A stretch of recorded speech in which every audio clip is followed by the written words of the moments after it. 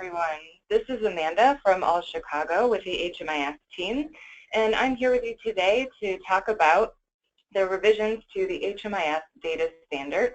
And this is specific for transitional housing programs, permanent housing, permanent supportive housing, homeless prevention, services only, rapid rehousing, and all other HUD potential projects.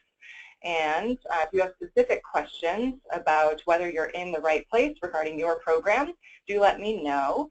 We also recorded a webinar for emergency shelters, safe havens, and street outreach programs. So there are 2 separate webinars that will be available on our help desk as well. And this session is also being recorded. So these changes that we're going to discuss today had gone into effect already, and that was an effective date of October 1st, so Saturday. At this point, you are all seeing brand new assessments relating to those updates, and the specific updates that you are seeing in your assessments are around chronic homelessness. That's the biggest one that we'll spend our time on. We'll spend a little bit of time talking about gender, disabling condition, and health insurance as well. So let's look more closely at what's been updated or revised. And here we go. So we have revisions to both our universal data elements as well as our program-specific data elements. So under universal data elements, you see there the chronic homelessness. There's actually a new data element, and we've provided the actual names of those data elements and their codes. So the one that you'll be using is 3.917, and it's actually B. So it's supposed to be a B instead of an A under chronic homelessness. But gender, there's just a new pick list value that we'll look at. For disabling condition, it's actually just a change in the requirement of the clients that it should be collected for. Under program specific, we have health insurance, and here we are actually starting to see 2 new options for a possible health insurance coverage that your clients would have. And then there's something specific to rapid rehousing programs only, and there's a question that's been retired that previously was answered at entry. So we're going to actually jump into talking now about the impact of these changes as they apply to your program. So with your programs, you should be aware that there are going to be new and revised questions that will appear on your entry assessment. So again, this is already in effect, and we actually have brand new 2016 assessments that everyone is seeing. This might mean that your intake forms will need to be updated to align with those changes that we've had happen with those questions. So if there's a new pick list value or drop-down list value that you need to add to your intake forms or change, we'll talk about some of that. And we also want you to know that data is going to map over or has already mapped over from the existing questions where they needed to be populated into the new questions. So we'll see how that works with gender. And then with chronic homelessness, you're already seeing how that data mapped over if you've gone into client records today that were active when we made that transition. And I'll confirm that transition date so you won't know when exactly data was mapped over. So we do have a good number of people on the webinar today.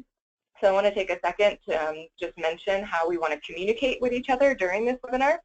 And if you're having any issues hearing me, if you're having any questions that you want to raise, please do use the question function under the webinar menu on your right side of your screen. And I'm not going to take anyone off mute today, but the chat function I'm also not going to plan to use. I'm going to focus mostly on monitoring the questions that you all might submit as you have questions that you want to ask about the materials, or if there's any trouble hearing me or viewing the screen for any reason. So with that, also be aware under the webinar menu, you should also see 3 handouts that are available for you to download.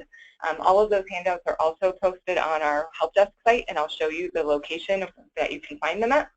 But just be aware that there are 3 handouts. One of them that I'll mention first is actually the slides that we are covering right now. You also have a more detailed overview of the data standards in there as well. And then I'll talk about the third handout, which is a flow chart soon. So let's move into talking about gender here, now that we've covered those logistics and talked about the impact that these changes might have on your program. And with gender, here's the data element. It is 3.6, And basically what's occurred is the option of other was just replaced with the option of doesn't identify as male, female, or transgender. And so that means there's no longer a field available to type in a different value either. So you're just going to see now any client that previously had the selection of other here will now have the selection of doesn't identify as male, female, or transgender appear. So that's something that should be seamless, and you shouldn't notice any issue with that data mapping over. But do let us know if you have questions. This would be one of the things that you might choose to update on your intake form. Next is disabling condition.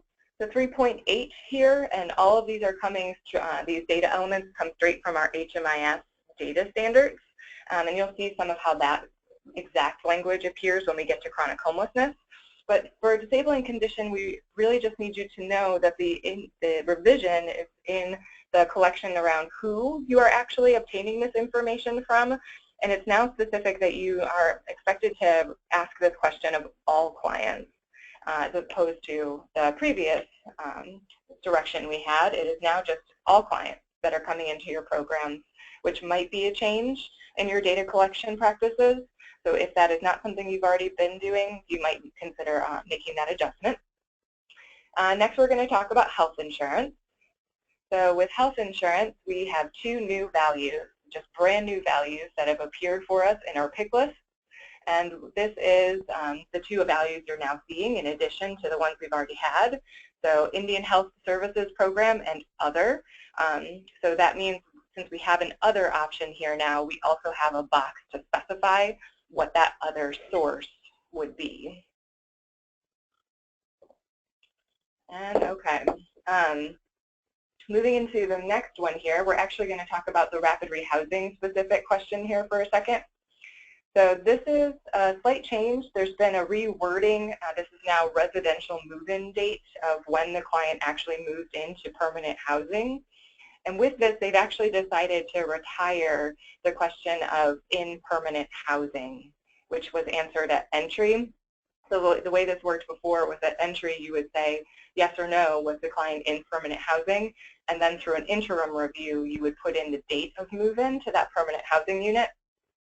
So that second piece is still going to be the case, that you're still going to document that move-in date through an interim review, but you're no longer going to answer a yes-no question at entry of whether they're in permanent housing. It will basically be assumed that the rapid rehousing client is not in permanent housing until there's a date populated in this field. This is also a note for everyone that doesn't operate a rapid rehousing program. This question is only meant to be answered by the rapid rehousing provider and their users. So this is something that no other program type is responsible to answer.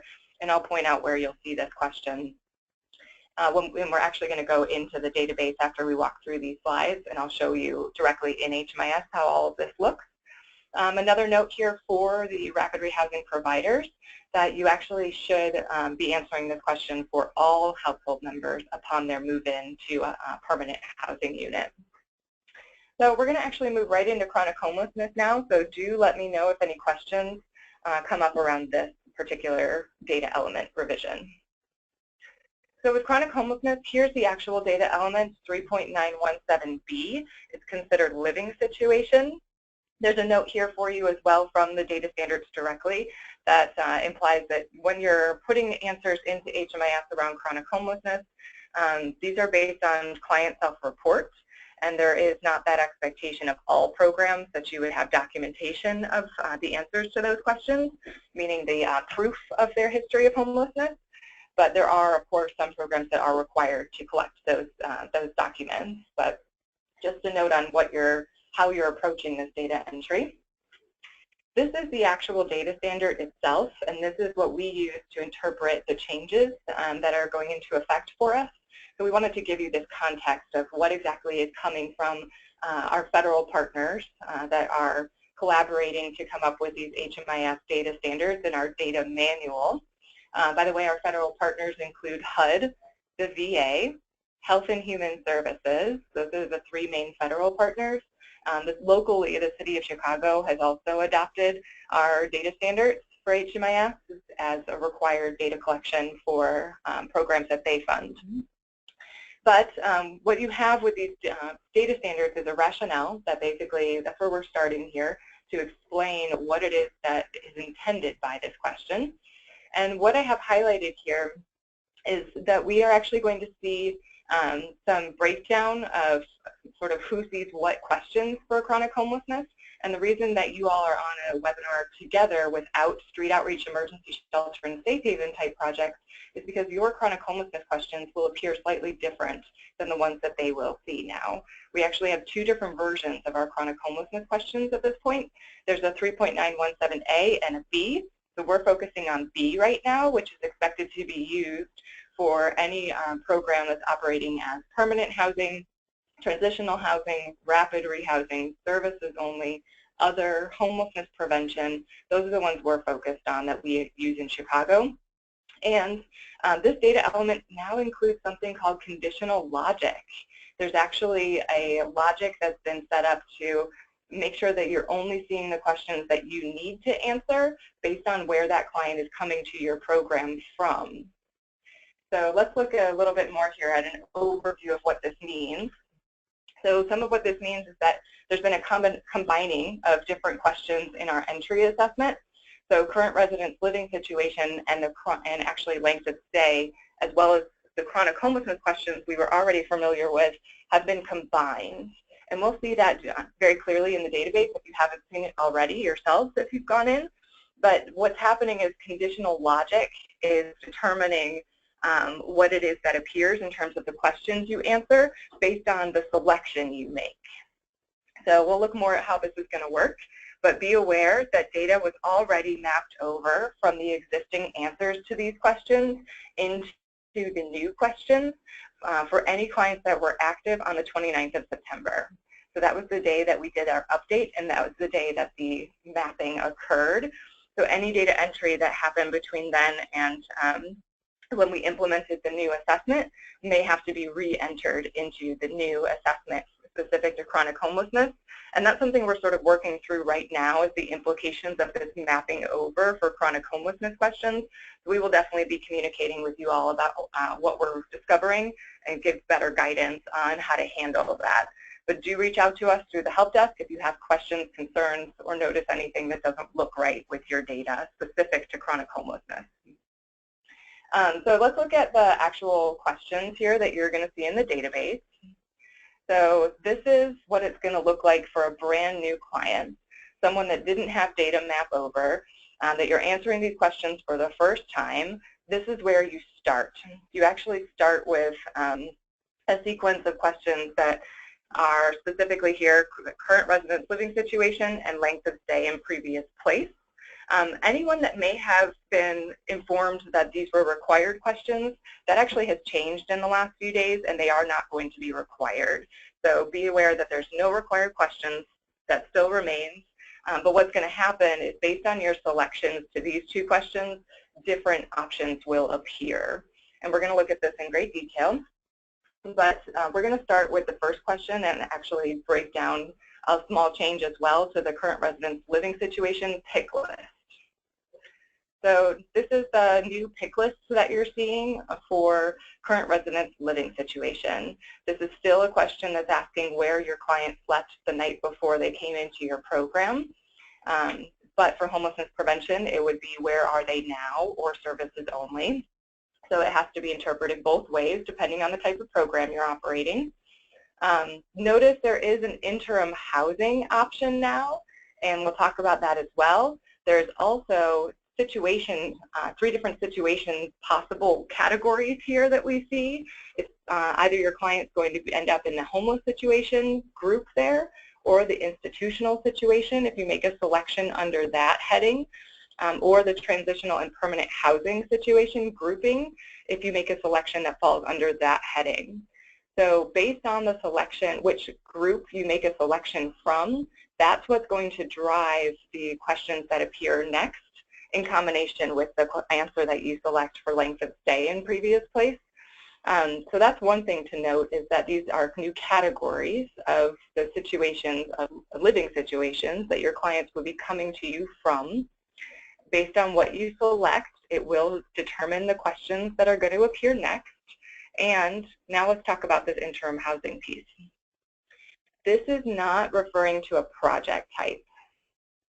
This is actually a new HMIS term. It comes directly from the data standards, and it's something that was created at a federal level to actually help determine sort of a way to deal with chronically homeless clients that are moving from temporary housing situations into permanent housing situations. So let's look at exactly what the wording is from the data standards to define this term, because we wanted to make sure this is clear, that to distinguish this from the way that the city of Chicago understands interim housing. So this is the exact definition from the HMIS data standards, and I tried to put in red and in bold here some of what I think is the real important things to take from this. And really, HMIS, the data standards are telling us that this is not an actual type of housing, but more so a housing situation that a chronically homeless person would end up in, where they've already been accepted into a permanent housing program, but there's something that's happening with that unit that they're supposed to move into that's preventing them from being able to take occupancy right away. So there's this transition happening of a chronically homeless person being accepted into a program that's offering permanent housing. That unit has been, or voucher has been reserved for them, but there is something that prevents them from being able to move in right away. And so at the bottom, or the second paragraph here, the idea is to keep that client engaged and moving towards that permanent housing unit because it's sitting there waiting for them when it's ready. And this allows them to go into a temporary situation without losing their chronic homelessness status. So they could end up in a transitional housing unit for a short period of time while they are waiting to get into that PSH unit that's already been reserved and dedicated to them. So this means that if you're using a PSH example, that the PSH provider would actually be the one to use this interim housing selection for current residence living situation if they're bringing a client into their program that's in this interim situation or interim housing situation. So it's very particular, and we want to make sure that that's clear. I don't think that we've thought through all of the implications of how this term might be used yet, so that's something that we'll continue to clarify. But we want to hear your questions or your thoughts on what this might mean to your programs. So do let me know if you have ideas now, and we'll be following up to provide more information as well. But I want to also give some context here on how we interpret interim housing in Chicago and how this is different from what we understand. So I'm also going to pull up a slide here, and I can come back to this. This is how we interpret, sort of a way to interpret interim housing in Chicago. This is an actual project type that only exists here. These 120-day programs that the City of Chicago funds is primarily what you might think of. Those are actual programs or projects. So those would be not what we're talking about with that interim housing option that's now appearing in the current residence living situation. Those are not the same thing. And there's a question, so I'm going to open that up here and see what we're asking. Okay. So Carrie, you're asking if this option of interim housing is only to be used for chronically homeless clients, and I'm going to go back to the definition here because that is what it's saying, that it is a housing situation where a chronically homeless person. So that point to me does mean that we're talking only about chronically homeless clients.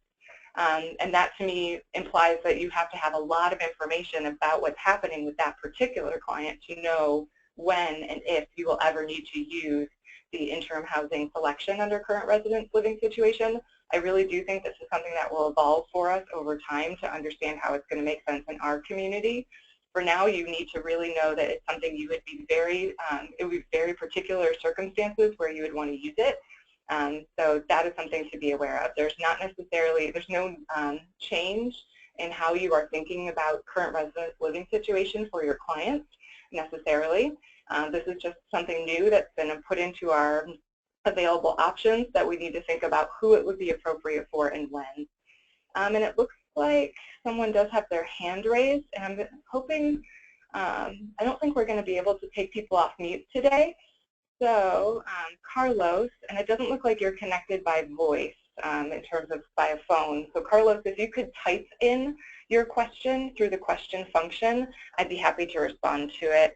And anything that we don't talk through today, you can always send us an email. You can email us at hmis@allchicago.org, and we will definitely get back to you with your questions. If we start to see common questions, we can certainly send out an announcement to our ATAs to let them know our responses or feedback. And generally, this will be something that will evolve over time for us to give more insight on how we should be interpreting this for our community. So Carlos, I didn't see another question come in, but if you have one, feel free to type it, and anyone else as well.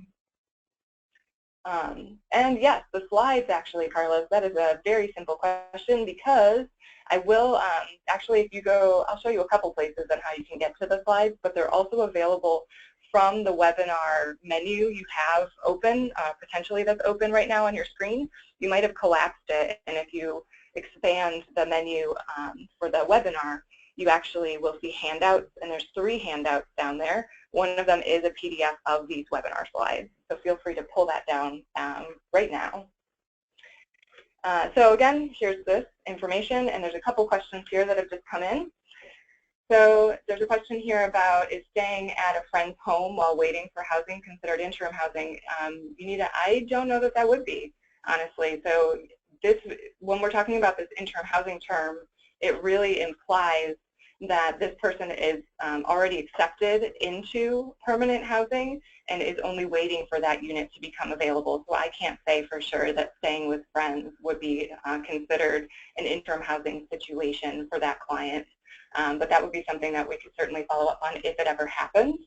And for Victor, for your question, the bridge, that is something that we've definitely started talking through that could be considered interim, an interim housing situation for a chronically homeless client. So that's a potential one, and we definitely want to clarify that for a bridge. I don't have that clarity right now, but I think that's something we need to follow up on. So here's another question. So for people who are not chronically homeless, for the current residents, would we put where they are coming from correctly? I think that you are asking a question that makes sense, that I would say yes to, that you basically are just doing the same thing you've always done with this question and interpreting it as asking the client where they were before they came to your program. Okay? So you're actually asking the client, where did you sleep the night before you came into my program?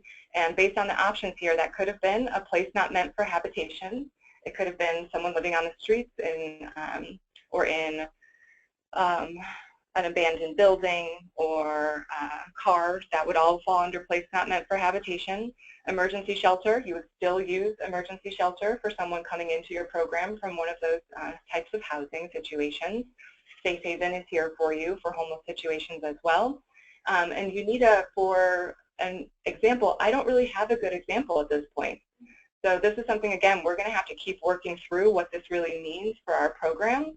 But at this point, we need you to know the difference between what interim housing means in this pick list and in HMIS terminology compared to what it means in Chicago, because that's the big thing we don't want to confuse, is that this does not relate to the 120-day programs that we operate in the city of Chicago considered interim housing. So they're actual programs and a project type. This is very different. So that's where we are right now. Clarity on this, if you think it might apply to your clients, definitely reach out to us. And again, we'll be continuing to provide more insight on how we want to interpret this for our community. So let me know if other questions come up, but specific to that question around how you answer this question for your clients, you do continue to use this, interpret this the same way you have been. If a client's coming to you from jail, you would still indicate that their previous living situation was jail, and so on and so forth. Staying with friends, staying with family, that all remains to be the selection that you would make if that's the situation the client is coming from, and we'll continue to work through what this one really means regarding interim housing for us. Okay, so again, these slides are available for you to download so you can have these conversations in your program as well. And we'll be having them as a community in addition to that. So we are going to move into talking about the conditional logic. So for conditional logic, what you have here, so current residence living situation, depending on what you select to that option, that question, will determine the options that you see for the additional questions. So basically, if you choose one of these homeless situations for the current residence living situation question, you will then see these 3 questions appear. They won't be there already. They will only appear if you choose one of the 4 options here that fall under a homeless situation. So it's going to be the approximate date field, the number of times in the past 3 years, and then the total number of months. And we'll see what that looks like in the database. So conditional logic, a brand new thing here for us. So if we were to select one of these options that fall under institutional situation, you would end up answering a question of the length of stay as well. The system is actually going to end up answering a question of, for you based on what you put in for length of stay to determine whether the client stayed in that situation for 90 days or less than 90 days. Based on the answer to that question, you're either going to stop there. If the client had been in an institutional situation for more than 90 days, they are not considered chronically homeless, so you would have no additional questions to answer. But if they were in an institutional situation for less than 90 days, there would be additional questions to answer. So that's sort of the way that this logic plays out, and I think it will certainly make more sense when we go into the database and really see it in action. But one thing to note here is that, actually just forgot my train of thought. Excuse that. I'm sure it will come back to me. But yes, for sure what's going to happen is different questions will appear based on our answers. These are the answers that will also map over from the existing chronic homelessness selections that you've made. The system should follow this logic to populate the previous answers into the existing questions. So let's look at what it's going to look like under, if you choose something under transitional and permanent housing situation. And when you make one of the selections that's listed here, and this includes the client doesn't know, client refused, and data not collected, what's going to happen is the system will determine based on your answer to length of stay whether the client was in that situation for less than 7 nights. If they were not in that situation for less than 7 nights, that implies they are not chronically homeless, and the data entry would stop. But if they were, then it's still possible that they would be considered chronically homeless, and the length of time question would appear. That's why I think of my train of thought where I lost it was relating this to the definition of what it means to be chronically homeless. So what we're going to look at in a couple of slides is a breakdown of thinking through breaks and in institutional stays and how you include those things and how they can be included in these look-back periods to try to figure out the client's history of homelessness. So we'll look at that soon to kind of make sense of why we're talking about 7 nights and 90 days in institutional situations, because that very much relates to the definition of what it means to be chronically homeless and what breaks could be included or what institutional stays could be included in that homeless history and still have that person qualify as being considered chronically homeless. One of the other things that's available to download from this webinar right now is a flowchart on 3.917B. So if you were interested to look at the flowchart, you can pull that down, and we're going to look at it together now as well. This is a really zoomed out version of it, and then we're going to zoom in on it here in a second. But this is the document that you have available to download, and it's also posted on our help desk. So what this is doing, this actually comes straight from the data standards as well. This is directly one of the appendices in the data standards right now. And let me take you into the more zoomed in view before we start talking about it. But this is a big picture breakdown of how the conditional logic works depending on what question, what answers you select to the questions. So the way it starts is you determine the type of residence or the living situation the client was coming to you from. And it's either a homeless situation or it falls into this bucket of institutional, or the last bucket there is transitional housing, permanent housing situation. Don't know, refused, missing are the DKRM. Don't know is client doesn't know, R is client refused, N is data not collected in our world.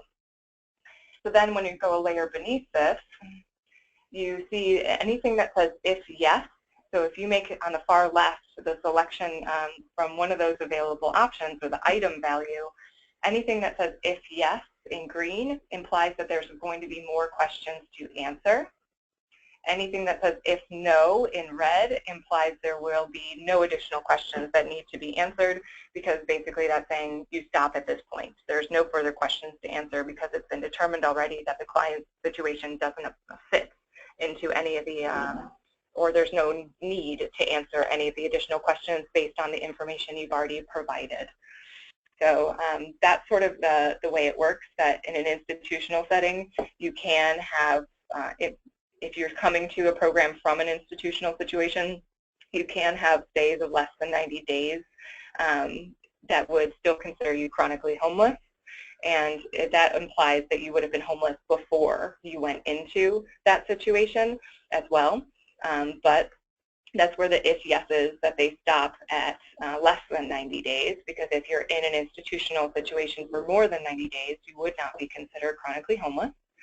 And then the same thing applies for the transitional housing, permanent housing options, that breaks of less than 7 nights can be included if you are to still consider that person chronically homeless. They could have stayed in a permanent housing or transitional housing situation for less than 7 nights as well. So those are a few considerations here. But then as you go a layer deeper, you see the additional questions on the left that's relating to the homeless situation, and it immediately takes you into the approximate date homelessness started. When you're coming from that middle track of the institutional setting, there's either the if no or the if yes. Maria, the question you just asked for the M on the last screen, oops, there it is, that M on the far right, that refers to missing data or data not collected in our terms.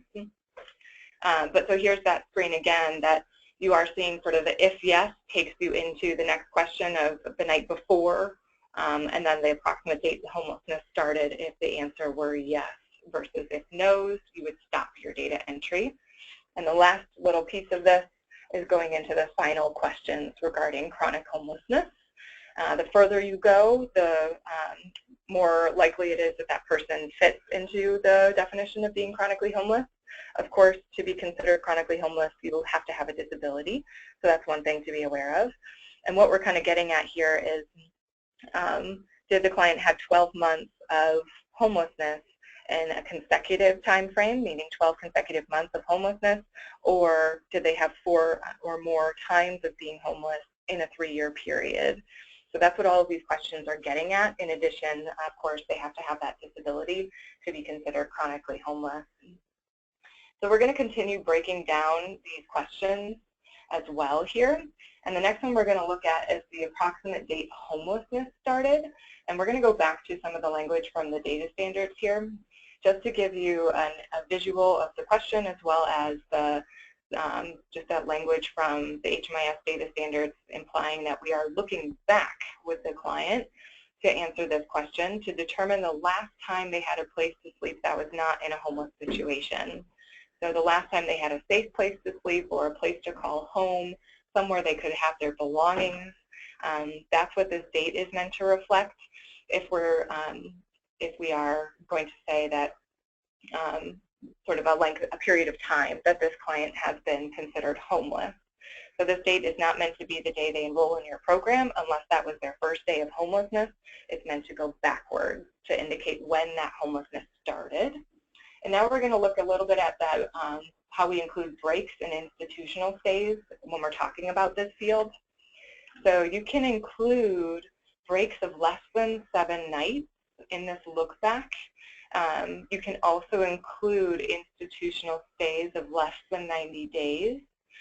So that means if a client has been homeless for a year, but in that year, they were staying with family for, they stayed with family for a couple weekends, but it was no more than 3 nights at a time, or they ended up in jail for a couple weeks, but it was less than 90 days or less than 3 months.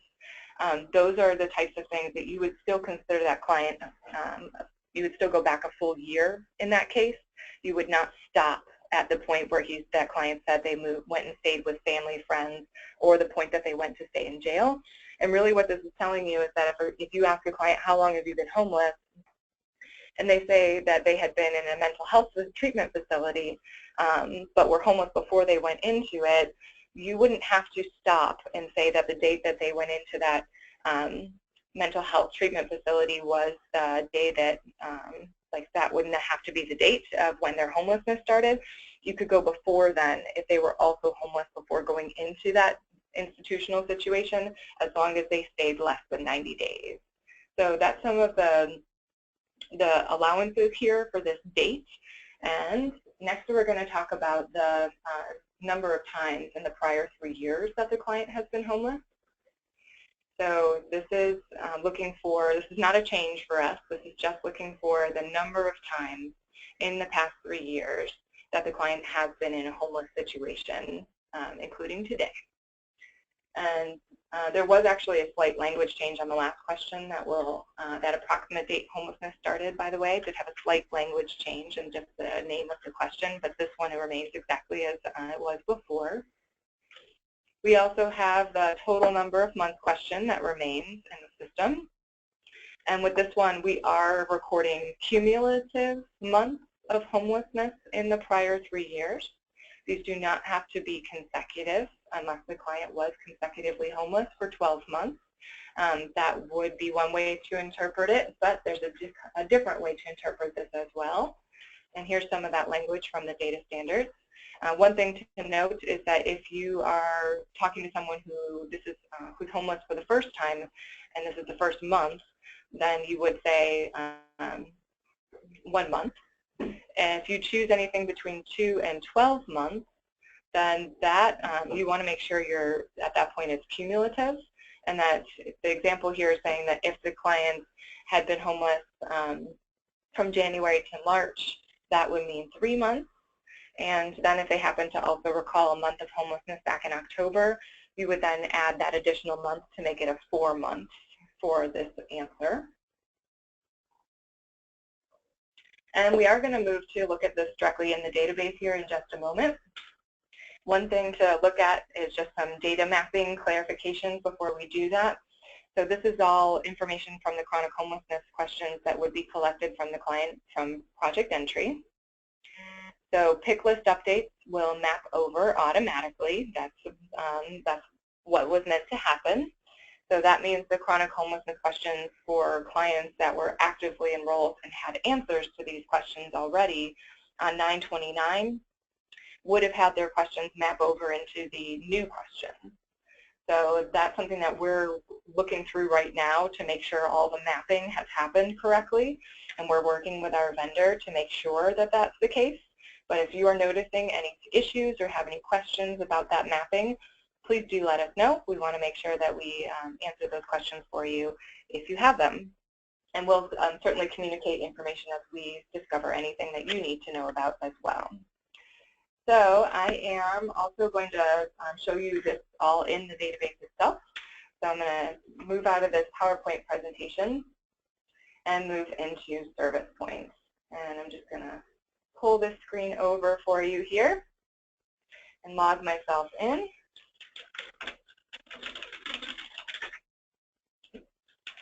Try not to block myself out. Notice that there is a news, system news article here, and just to open this before I forget, this is just explaining that there's new assessments in effect, and this is a link to our help desk that will show you the place where you can find all of the resources, and that's also where the recording from this webinar will be posted. But I'm going to go into a client record here in Client Point, and I'm actually going to go to a Bowman test client. And once I go into this client record and close this note, I'm going to move into the Entry/Exit tab, and I want to go into one of these entries. These do say emergency shelter, but remember we are talking about transitional housing, permanent housing, homeless prevention projects, everyone that I assume the types of projects you are operating. So I'm going to go move into this assessment here. And do notice that I immediately see a new 2016 version, Chicago, of this assessment. And I'm actually on the one that Street Outreach, Emergency Shelters, and Safe Havens would use right now. You all won't see this one. You will see, oops, and actually, I don't see the one that we need, so I'm going to make a quick change here. I'm going to pull my screen over and just fix that real quick so we see the one we need to see. Give me one moment. Yeah, here we go. I'll just set this up properly. There we go.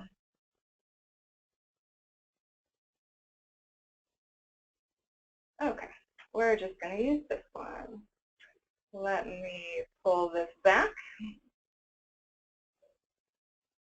Here we go.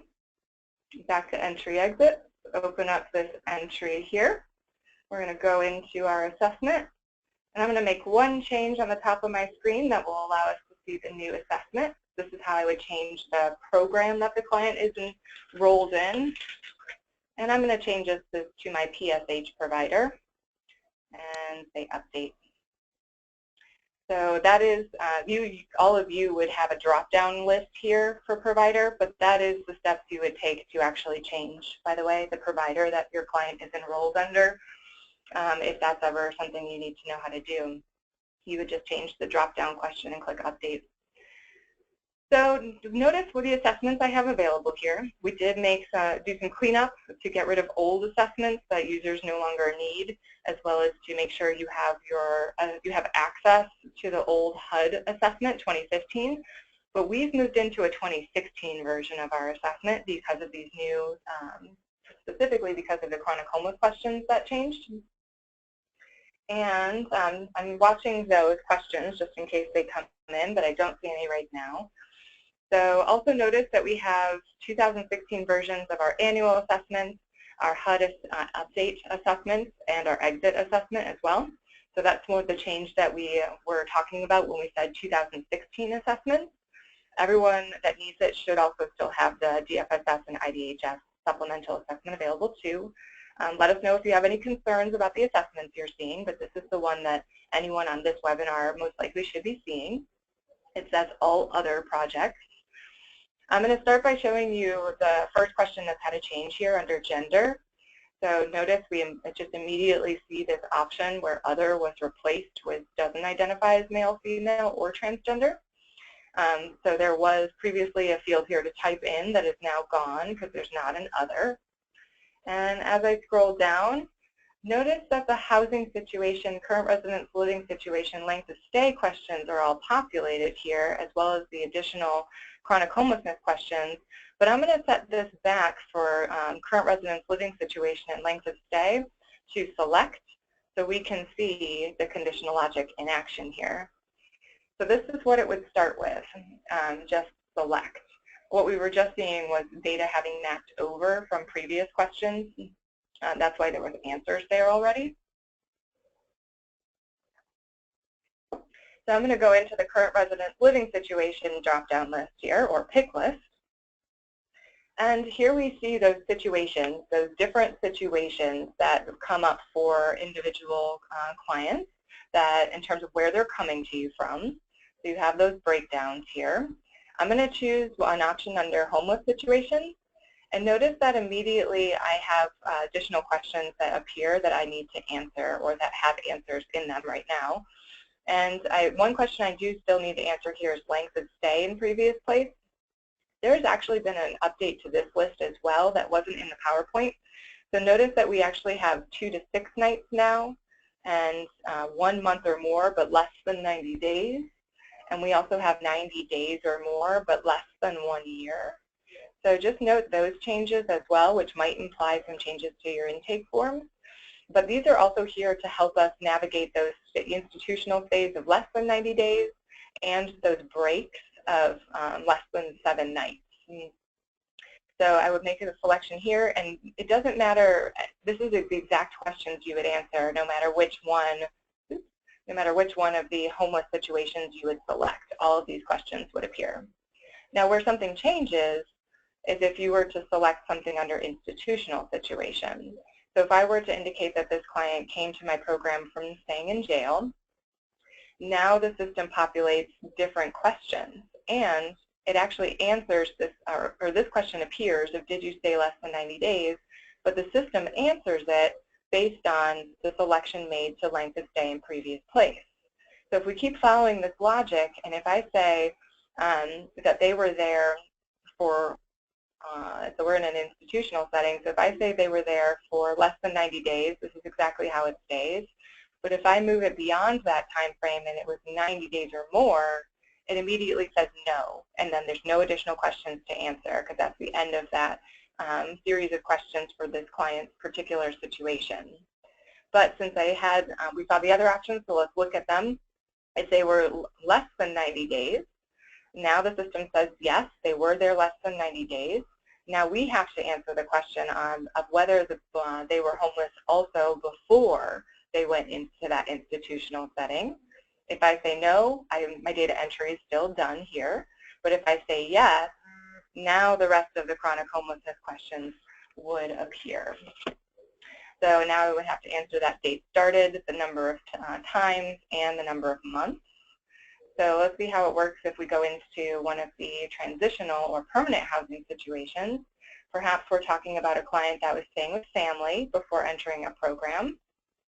And the only question that appears right away here is that no, based on the selection to this.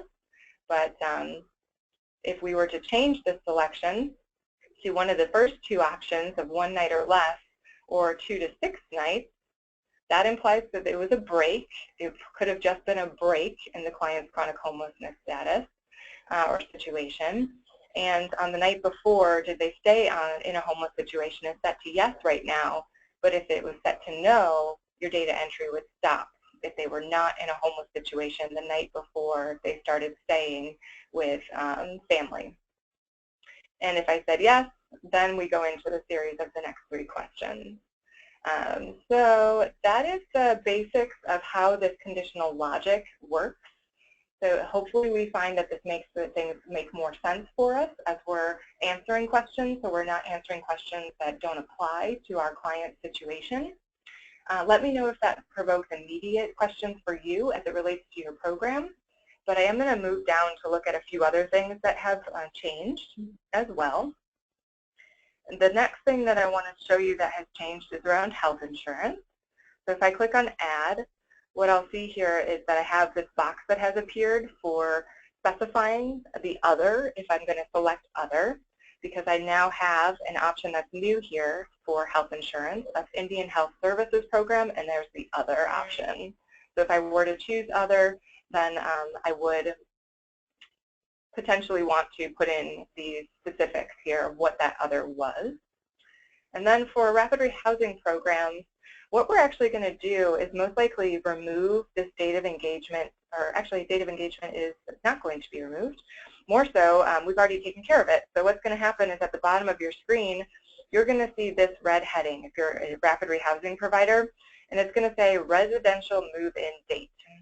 And this is a question that will appear from an interim review for you to answer. So once the client moves into permanent housing, you will create an interim review of an update type that will be completed from the Entry-Exit tab, but you no longer have a question here of whether they're in permanent housing at the point of entry. So that's something to be aware of. And there's a question here. So the question is about state health insurance, Medicaid, county care.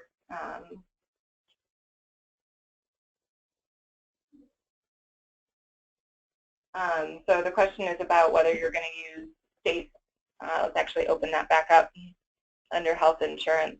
Are you going to select state health insurance for adults, or would you be selecting Medicaid for county care? And actually, that's a good question. And does anyone else have an answer of what they're selecting for county care, and whether they're considering it Medicaid or state health insurance for adults? I'm curious what you all are already in the habit of doing. So thank you. We do have confirmation. We are choosing Medicaid across some other programs for county care. So I would encourage you to do the same as well. And if there are questions still around that, let me know. And thank you. That was 3 confirmations for us that folks have been using Medicaid for county care. I appreciate your expertise. Okay, so that is the change here for the impermanent housing question. That is gone. And the other thing I wanted to quickly show you was the difference here previously. So you still have the 2015 version available. I wouldn't put any data into this any longer because we need you to be using the 2016 assessments in order to do data entry, or we'll end up with issues with reporting later, specifically around chronic homelessness. But we wanted this to be available to you and allow you to flip back and forth in case you had concerns about your data being mapped over or if there were any issues. So just notice the difference in how it's laid out. We also removed the veteran questions. Just note that too. Those are no longer going to be in the assessment. And as I come down, just the difference here for rapid rehousing, just notice that this was the previous setup. All we've done is removed this impermanent housing question. And there is a question here as well. That's a great question. So the question is about an agency that already has their own intake form and whether we can give a digital copy of the intake form that we would recommend, or that we can say have all the questions that you'll need to answer or that will appear in HMIS, and that is something we are working on. We're actually working on a bit of a flow chart for the chronic homelessness questions with conditional logic as well, to kind of help map your answers to the way that the questions will appear in the database. Because that is the one that might, hopefully if I scroll up here, just to get back to those questions under the 2016 assessment, hopefully you'll find that the flow of these questions works well with the information you've obtained. But we will need to work through this together because this is new for us to have this feature. So we're excited to have it, but we do want to make sure that we're all on the same page on how to use it and how to best collect the information so you have answers to everything that you need to put in the system. There's a couple questions here. And you are very welcome about that offer and that confirmation that we are putting out an intake form. And then for Kim, for your question, so all of these changes were effective as of October 1st. So active clients on that date had data mapped over. All clients entering programs as of October 1st and after, we are expecting that the new assessment would be used here, these new assessments. So basically all data entry moving forward will be done into the new 2016 assessment, and that implies that any data entry you're still doing would be done into the new assessment. That would be the best practice at this point. And I think we got your question for now, Amanda. And then Carlos, you also had a question. Oh, okay. So it sounds like you all were in the habit of using the HUD optional program specific assessment, and we did take that away. So Carlos, I'm marking that down for you to ensure that we give that back. And what I might just do is follow up with you. And I apologize for the oversight on that one. Okay, so I have that marked down that you are in the habit of using that HUD optional assessment. Okay, thank you for that feedback. We will take care of that. And if for any reason that doesn't happen, reach out to us on the help desk to make sure we do that for you. But I'm committing to doing it now. So a couple other things here. Let's look at the resources where you can find those to review these changes. Basically, you have everything available to pull down from the webinar itself, but I'm going to also show you, if you need to find additional details, how to get to it from the actual system news here link. So if I follow this link here to our help desk, that's the only place this is taking me, I'm looking at a part of our help desk or the page on our help desk that has the HMIS data standards information. And so we do have it broken down by the types of programs because of these changes in the chronic homelessness questions. So RI has their own link here, PASS. Here's the one for you all, transitional housing, permanent housing, PSH, HP, services only, and rapid rehousing. And then this is the one for emergency shelters, safe haven, street outreach. So if I go into the one that we're looking at right now, just notice how we have this set up, that this is actually a link to the data standards manual, the data manual itself. I'm also going to post a link to the recorded webinar here. As you scroll down, these are where the links are to download the detailed overview document that's available for you to pull down from the webinar itself, as well as the slides that we just reviewed. And then this is that flow chart too. So those are the resources. And then to get in touch with us, I'm going to flip back here to the presentation to just show you this last slide. And this would be the best way to reach out to us. If you want to contact the help desk, you can email HMIS@allchicago.org. My personal email is listed here for you too. There's a link on these as well to the data manual, and then the help desk itself is down here as well. There's a question here. Let me respond to you, Anthony. So you're asking about whether you would refer to the transitional housing or RI manual for your program, which is considered transitional living. And I want to say that you are talking about a RI project. You guys have both RI and non-RI projects. So we'd have to, basically what I would suggest is what we did was set up the RI specific assessments for the RI programs that we were aware of. So if you end up seeing the RI assessments, you will definitely be, you can definitely say that that's a RI program, and you would want to look at the RI information. And with that, with RI, it's a little bit complicated, so I would definitely look at that particular link, because you want to know which program you're actually entering data for. That will determine the chronic homelessness questions you'll see. So that's a good question. So that's some of what I think this is going to force us to do as a community, is really clarify what types of programs we're entering our data into.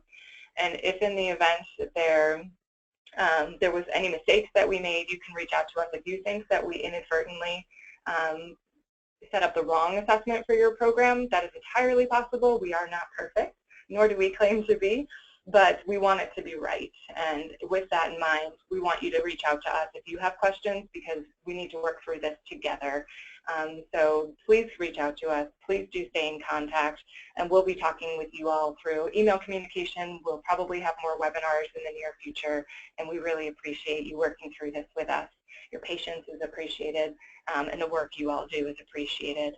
So that's the information that I need to share, and I really am glad that you all came. So you're welcome, Anthony. I'm so glad that you're going to have many questions, because we will be here to answer them. So again, this was recorded. We will post this on the help desk, and I'm going to go ahead and end the webinar, and we'll talk in the future. And thanks, Sunita. I appreciate that.